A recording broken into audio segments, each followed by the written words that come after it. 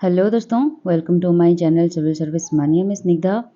आज will discuss about Indian architecture की चल रही है हमारे जो इंडियन आर्ट एंड कल्चर के ये टॉपिक नंबर फर्स्ट चैप्टर है इंडियन आर्किटेक्चर। और इसका पहला पार्ट था हड़प्पन आर्किटेक्चर और दूसरा पार्ट आया है मौर्यन आर्किटेक्चर। तो हड़प्पन आर्किटेक्चर हमने कंप्लीट कर लिया, उसके साथ रिलेटेड जो भी MCQs and previous year questions mains के रिगार्डिंग आंसर राइटिंग वो भी सब कुछ हमने डिस्कस कर लिया। Now will study about Mauryan architecture, बहुत ही डिटेल्स में पढ़ेंगे। देखिए मौर्यन आर्किटेक्चर तो चलिए नेक्स्ट वीडियो में मैं आपको बताती हूँ, नेक्स्ट स्लाइड में।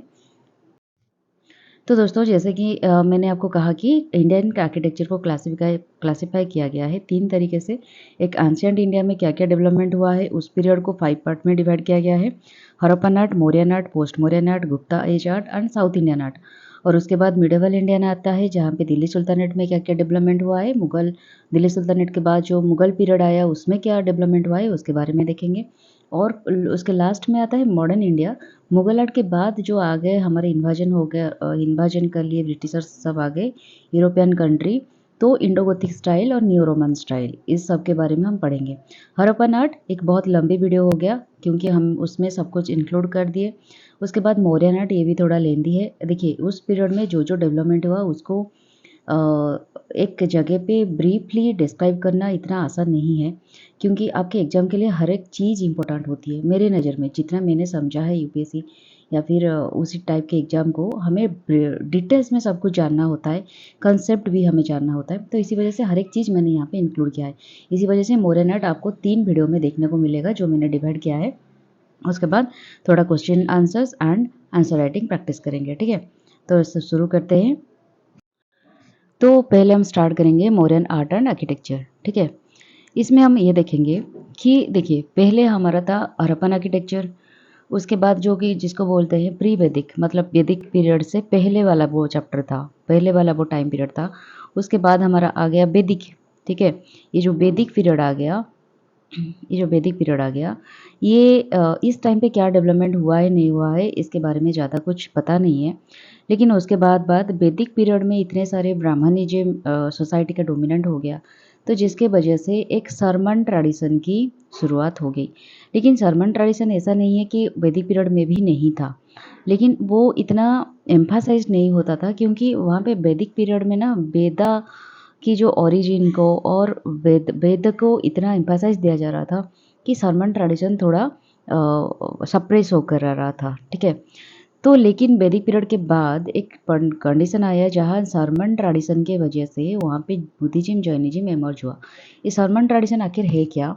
सिंपल भाषा में मैं आपको समझाती हूँ कि ये एक एंशिएंट मतलब एक स्पिरिचुअल प्रैक्टिस है, एक रिलीजियस प्रैक्टिस है, ठीक है। एक ancient spiritual and religious practice है जो कि एक सेंटर्ड के एक उसकी एक मेन थ्योरी होती है, मेन उसकी लॉजिक होती है। उसके चारों तरफ सब कुछ फैला होता है, जैसे कि उनकी ट्रेडिशंस, उनकी रिलीजियस, उनकी बिलीफ, उनकी मेडिटेशन, सब कुछ इस बिलीफ के सराउंडिंग्स चलता है। Sorry guys.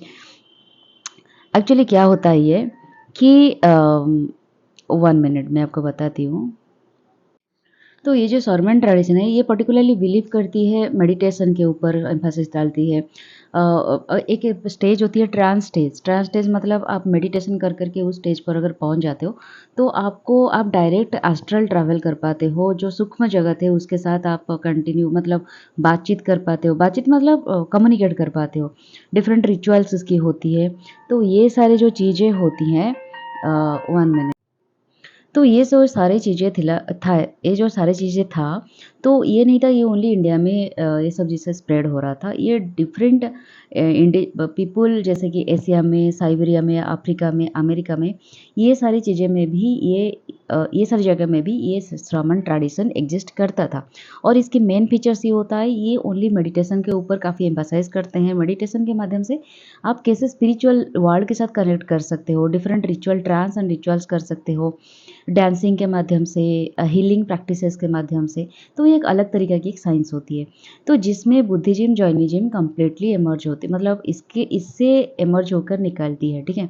और बुद्धिज्म तो वही चीज़ें स्प्रेड करती है कि आप कैसे मतलब मेडिटेशन के माध्यम से सब कुछ आप पा सकते हो। आप खुद को एक अलग दुनिया में ले सकते हो या फिर आप खुद को एक अलग इंसान की तरह बना सकते हो। तो Buddhism, Jainism same kind of चीज़ें बताते हैं। तो जिसके वजह से हमारे जो रिलीजियस स्ट्रक्चर था, जो कि ओनली हिंदू के वैदिक साइंस के आस-पास चारों तरफ घूम रहे थे, वो कहीं न कहीं एक शेप ले लिया गांगेटिक वैली जो साइड में जो सिविलाइजेशन था उसमें। तो उसमें बहुत बड़ी हिस्सा निभाते थे किंग अशोक, जिन्होंने पैट्रोनाइज किया इस शर्मन ट्रेडिशन, पर्टिकुलरली बुद्धिज्म को इन 3rd सेंचुरी बीसी। तो इसके बारे में लिखा है शर्मन ट्रेडिशन क्या होता है। इट इंक्लूड्स इसमें जैनिज्म, बुद्धिज्म एंड आजीविका, कर्बका, ये सारे ट्रेडिशंस भी आते हैं। ठीक है, ये सारे रिलीजन्स भी आते हैं। तो बोथ रिलीजियस अपोज द वर्ण जाति सिस्टम ऑफ द वैदिक एज। ये जितने सारे शर्मन ट्रेडिशन से निकले हुए धर्म है, वो सारे अपोज करते थे वर्ण जाति सिस्टम को, जो कि वैदिक एज से निकल कर आया था। ठीक है, they gain support from Kshatriya rulers resisting Brahmanical dominance. तो उन्होंने वो ये बात बता रहे थे कि ब्राह्मणिकल डोमिनेंस को आपको रजिस्ट करना है। ठीक है, under the Mauryas distinction emerged between state sponsored architecture and sculpture and work from individual initiative. तो उसके बाद जब मौर्यन साम्राज्य आ गए अशोक, और उसके उनके बाद जो भी आए, वो धीरे धीरे इस ट्रेडिशंस को थोड़ा अलग तरीके से उसको स्प्रेड किया बाय मतलब बहुत सारे आर्किटेक्चर, स्कल्पचर, ये सारी चीज़ों के माध्यम से इन्हीं चीज़ों को वो स्प्रेड करने की कोशिश की है। ठीक है, तो मौर्यन आर्ट का की फीचर्स क्या हम पढ़ेंगे। पहले तो है मोन्यूमेंटलिटी एंड स्टोन यूज। ठीक है, इसमें लार्ज स्टोन स्ट्रक्चर यूज होता था। मतलब जैसे आप हम आगे जाकर पढ़ेंगे, जो अशोकन पिलर है वो एक स्टोन पे बनाया गया है, इतने लंबे की जो पिलर है। एंड ग्रेट स्तूपार्ट संची, वो भी बड़े बड़े स्टोन स्ट्रक्चर से बनाया गया है, reflecting the grandeur of the empire. ठीक है, सिंबलिज्म ऑफ पावर, जिसमें आर्ट को इस तरह से दर्शाया जाता है ताकि ये दिखाता है कि एक इम्पेरियल पावर क्या होती है। इम्पेरियल पावर को एक सिंबल के माध्यम से दर्शाया जाता है। यही था अमोरियन आर्ट का की features.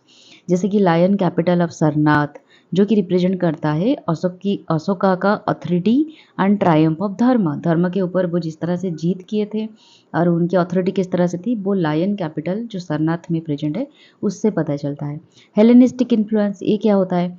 Greek and Persian influence, Alexander invasion के बाद ये जो ग्रीक एंड पर्शियन का इन्फ्लुएंस पड़ा हमारे इंडिया के ऊपर, वो भी अशोकन पिलर में काफ़ी देखने को मिलता है, गांधार आर्ट में भी देखने को मिलता है। वो क्या करे, Greco Roman, Greece and Roman को मिलाकर जो बुद्धिस्ट थीम था उसमें वो इंक्लूड करके एक अलग टाइप के आर्किटेक्चर बनाने लगे।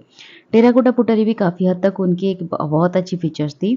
Terracotta figurines and painted greyware reflected everyday life and religious themes demonstrating the artisan skill.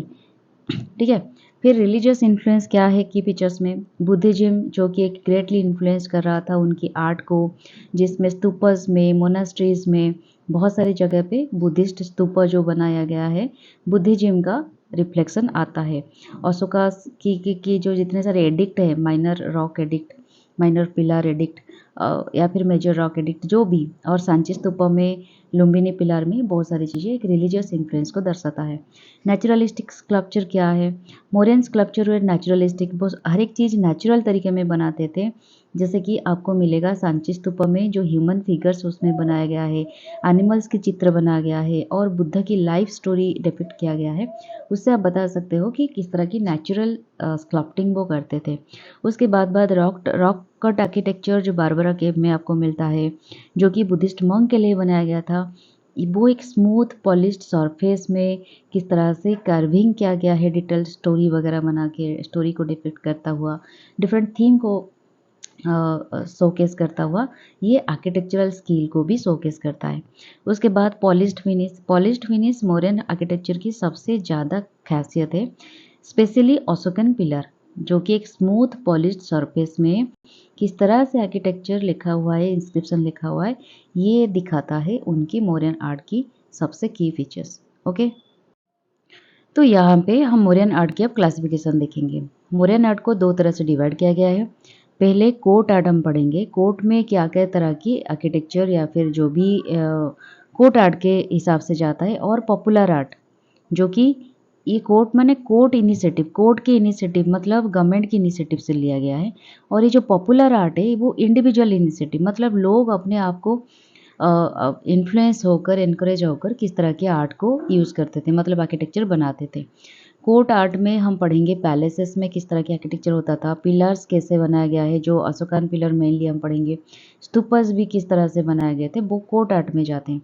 लेकिन पॉपुलर आर्ट में हम केव्स देखेंगे, केव्स में किस तरह की चीज़ें होती थी, पोटेरी और स्कल्पचर। देखिए पोटेरी स्कल्पचर में इस टॉपिक में इंक्लूड नहीं करूँगी क्योंकि इसका अलग हम टॉपिक पढ़ेंगे और जब पढ़ेंगे तभी ये सारी चीज़ों का इंक्लूड किया जाएगा, ठीक है, बहुत ही डिटेल्स में। तो आज का वीडियो में हम पढ़ेंगे पैलेसेस के बारे में, कोर्ट आर्ट पैलेसेस, उसके बाद पिलर्स एंड स्तूपर्स देखेंगे, उसके बाद केव्स वगैरह वगैरह पढ़ेंगे, ठीक है।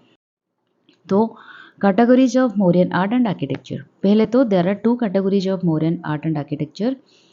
दो तरह के होते थे, जो है एक है सेकुलर आर्किटेक्चर एंड दूसरा है रिलीजियस आर्किटेक्चर, ठीक है।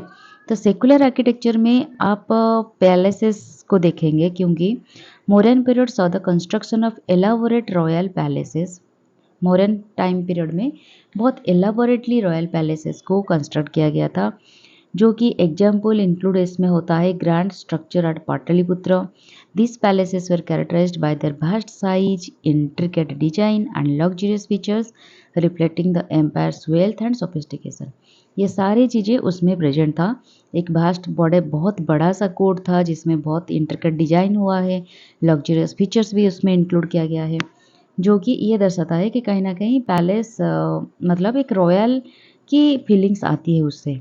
फोर्टिफिकेशन क्या किया गया है, Mauryan fortification included impressive wall. Fortification particularly किया जाता है क्यों, कि वहाँ उसको प्रोटेक्शन दिया जाए, ठीक है, वॉल वगैरह बना के उसको प्रोटेक्शन दिया जाए, ट्रेनिंग वगैरह में भी काफ़ी मदद मिलती है, ठीक है। तो बड़े बड़े इंप्रेसिव वॉल्स उसमें थे, गेट डिजाइन फॉर डिफेंस, ठीक है। These fortifications were influenced by Persian and Achaemenid architectural style. ये जो वॉल्स वगैरह बनाया गया था, जो फोर्टिफिकेशन हो रहा था, वो कहीं ना कहीं Persian and Achaemenid architectural style को फॉलो करके किया गया था, जो कि ये बताता है advance military engineering and urban planning to protect empire's cities, okay. तो सेकंड आ गया हमारा रिलीजियस मॉडर्न आर्किटेक्चर। फर्स्ट था सेक्युलर। सेक्युलर मतलब वो जो जिसके साथ रिलीजियंस का या फिर और कोई चीज़ों का कोई संबंध नहीं है। लेकिन सेकंड जो आर्किटेक्चर था वो रिलीजियस था, जिसमें इंक्लूडेड होता है स्तूपस, चैत्यस विहारस एंड मोनोलिथिक पिलर्स। ये सारी चीज़ें रिलीजियस मैटर के ऊपर बेस करके बनाया गया था। जैसे कि स्तूपस में सांची स्तूप मान के चलिए, ग्रेट स्तूप एट सांची, जो कि एक प्राइम एग्जाम्पल है मौर्यन रिलीजियस आर्किटेक्चर की, ठीक है। इसमें डोम शेप्ड स्ट्रक्चर है जो कि बिल्ड किया गया था to house relics of the Buddha. Buddha का कुछ बुद्ध की मेमोरी के साथ उसको बनाया गया था।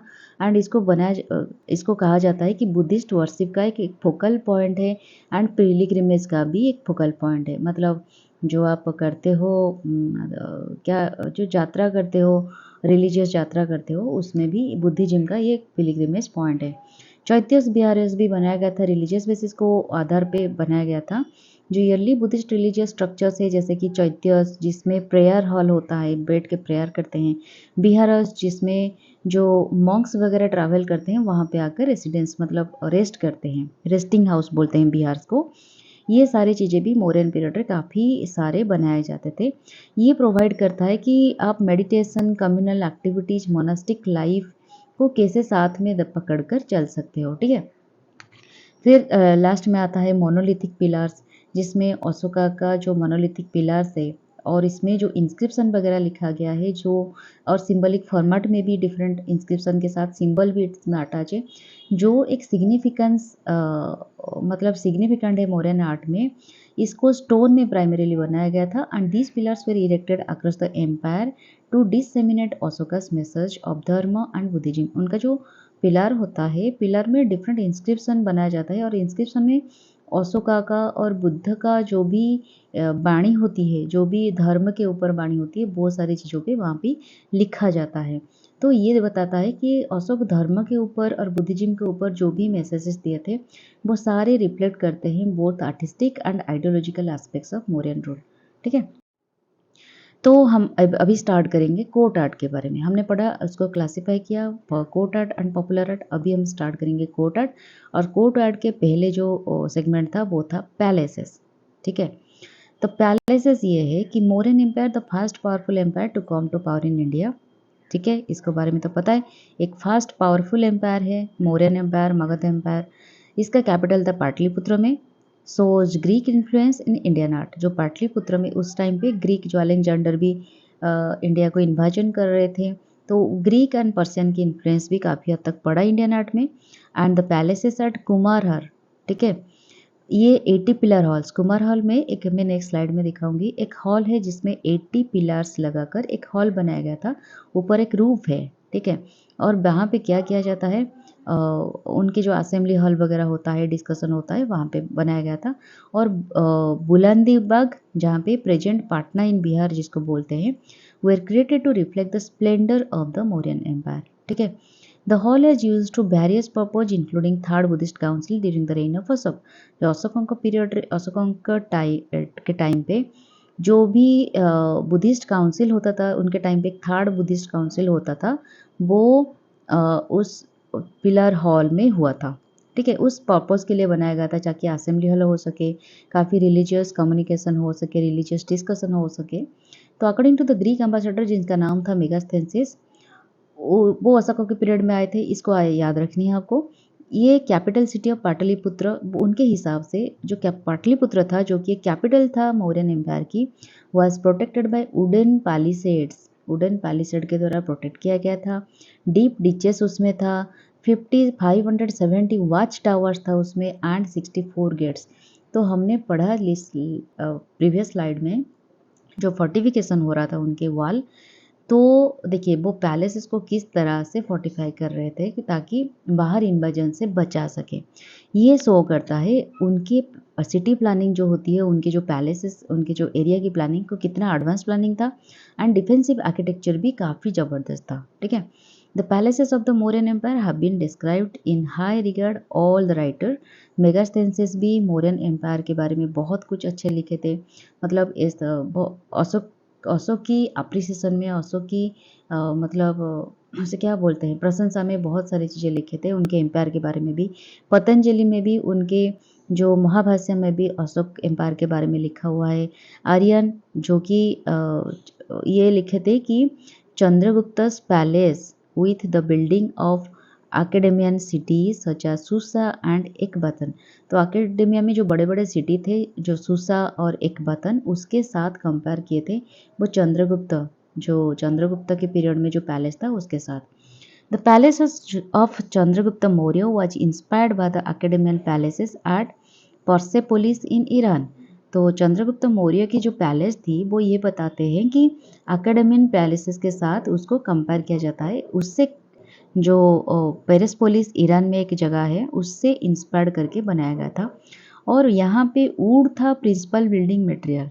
ठीक है, तो जिसी वजह से इसको फोर्टिफाई किया गया था, इसके वॉल को वुड से। मेगास्थेंसिस ये डिस्क्राइब करते हैं the palace is one of the greatest creation of Mankind.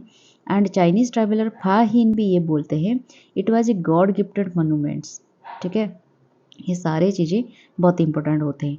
Ashok के जो पैलेस है एट कुमारहर, ये भी एक मैसिव स्ट्रक्चर था। It had a high central pillar and was 3 story wooden structure. जो पिलर था वो एक बीच में एक बहुत बड़ी पिलर था और 3 स्टोरी वुडन स्ट्रक्चर उसमें लगाया हुआ था। This palaces was were decorated with carving and sculpture. ये जो उनके जो पैलेस था, पैलेस के बीच में एक सेंट्रल पिलर होता था और पैलेस में 3 स्टोरी वुडन स्ट्रक्चर भी होते थे। ठीक है, और इस पैलेस में बहुत सारी चीज़ें डेकोरेट किया गया था और कार्विंग होता था, स्कल्पचरिंग भी होता था। तो ये हो गया हमारा पैलेस। तो ये आप देख सकते हैं Mauryan ruins of 80 pillared halls at Kumrahar site at Pataliputra. Pataliputra में जो अशोका का जो मतलब पैलेसेस था, उसमें जो 8 पिलर्ड हॉल्स मिला था, उसके रिमेन्स इस तरह से होते थे। ये सिर्फ पिलर होते थे, ऊपर एक रूप होते थे, वहाँ पे बैठकर वो उनका जो बुद्धिस्ट जो भी असेंबली वगैरह होते थे, यहाँ पे सब होते थे। ठीक है, तो यहाँ पे हम कोर्ट के बारे में कंप्लीट की, पैलेसेस के बारे में। नेक्स्ट हम देखेंगे उनके पिलर्स कैसे होते थे, स्तूपस वगैरह कैसे होते थे। नेक्स्ट वीडियोस में हम कंटिन्यू करेंगे। तो stay tune, tata bye bye and take care.